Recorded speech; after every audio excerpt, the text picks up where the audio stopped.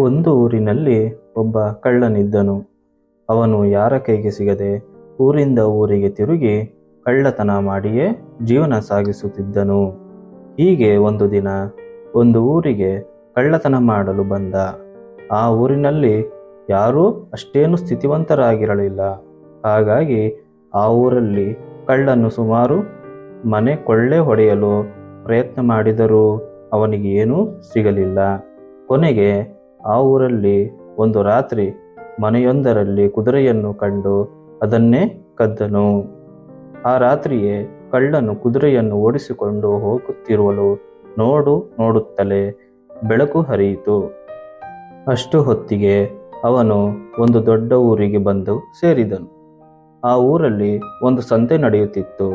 ಕಳ್ಳ ತನ್ನ ಚಾಣಾಕ್ಷತನದಿಂದ ಆ ಸಂತೆಯಲ್ಲಿ ಕುದುರೆಯನ್ನು ಮಾರಾಟಕ್ಕೆ ಇಟ್ಟನು. ಸುಮಾರು ಜನರು ಹೊಗದಸ್ತಾದ ಕುದುರೆಯನ್ನು ಕಂಡು ಬೆರಗಾಗಿ ಚಿರಾರಿಸಿದರೆ ಹೊರತು ಯಾರೂ ಅದನ್ನು ಕೊಳ್ಳಲು ಮುಂದಾಗಲಿಲ್ಲ.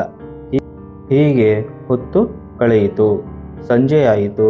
ಅನ್ನ ನೀರಿಲ್ಲದೆ ಕಳ್ಳತನ ಹೊಟ್ಟೆ ಚುರುಕುಗುಟ್ಟಿತು. ಕೊನೆಗೆ ಒಬ್ಬ ಖರೀದಿ ಮಾಡಲು ಬಂದ. ಅವನು ಕುದುರೆಯ ಬೆಲೆ ಎಷ್ಟು ಎಂದು ಕೇಳಿದನು. ಕಳ್ಳ 50,000 ಎಂದ. ಖರೀದಿ ಮಾಡುವವನು ಅಷ್ಟಾಗಿ ಇಲ್ಲ, ಕುದುರೆಯ ಬೆಲೆ ಎಲ್ಲ ಕಡೆ 10,000 ಇದೆ ಎಂದ. ಕಳ್ಳ ಸ್ವಲ್ಪ ಯೋಚನೆ ಮಾಡಿ ಇರಬಹುದು ಎಂದು ತಿಳಿದು ಆಯಿತು 10,000 ಕೊಡಿ ಎಂದ. ಖರೀದಿ ಮಾಡುವವನು ಇನ್ನೂ ಚೌಕಾಸಿ ಮಾಡುತ್ತಾ ಇಲ್ಲ, ಕುದುರೆಯ ವ್ಯಾಪಾರವೆಲ್ಲ ಕಚ್ಚಿದೆ. 2-3 ವರ್ಷದಿಂದ ಎಲ್ಲಿಯೂ ಕುದುರೆ ವ್ಯಾಪಾರವಿಲ್ಲ. ಕುದುರೆಯ ಬೆಲೆ 5,000ಕ್ಕೆ ಇಳಿದಿದೆ ಎಂದ. ಕುದುರೆಗಳ ಬಗ್ಗೆ ಏನನ್ನೂ ತಿಳಿಯದ ಕಳ್ಳ, ಆಯಿತು ಮಹಾಸ್ವಾಮಿಗಳೇ, 5,000ವೇ ಕೊಡಿ ಎಂದನು. ಖರೀದಿ ಮಾಡುವವನು, ಆಯಿತು ಸರಿ, 5,000 ರೂಪಾಯಿ ಕೊಡುತ್ತೇನೆ. ಆದರೆ ಒಂದು ಸಲ ಒಂದು ಸುತ್ತು ಹಾಕಿ ಹೇಗೆ ಈ ಕುದುರೆ ಓಡುತ್ತೆ ಎಂದು ಪರೀಕ್ಷಿಸಿ ನಂತರ ಹಣ ಕೊಡುತ್ತೇನೆ ಎಂದ. ಬೆಳಗ್ಗಿನಿಂದ ಸಂಜೆವರೆಗೆ ಹರಿಸಿದ ಹೊಟ್ಟೆಯಲ್ಲಿದ್ದ ಕಳ್ಳ ಏನನ್ನೂ ಯೋಚಿಸದೆ, ಆಯಿತು, ಒಂದು ಸುತ್ತು ಓಡಿಸಿ ನೋಡಿ ಹಣ ಕೊಡಿ ಎಂದನು. ಖರೀದಿ ಮಾಡುವವನು ಸರಸರನೆ ಕುದುರೆಯನ್ನು ಏರಿ ಪರೀಕ್ಷೆ ಮಾಡುತ್ತೇನೆ ಎಂದವನೇ ನೋಡುತ್ತಲೇ ಓಡಿಸಿಕೊಂಡು ಹೋಗೇ ಬಿಟ್ಟನು. ಹಿಂತಿರುಗಿ ನೋಡಲೇ ಇಲ್ಲ.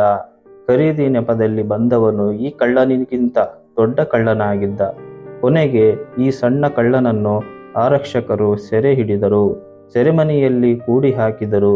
ಅವನಿಗೆ ಕಳ್ಳತನ ಮಾಡುವುದು ತಪ್ಪು ಮತ್ತು ಅನ್ಯರ ವಸ್ತು ಪ್ರಾಣಕ್ಕೆ ಆಪತ್ತು ಎಂಬುದನ್ನು ಅರ್ಥ ಮಾಡಿಸಿದರು.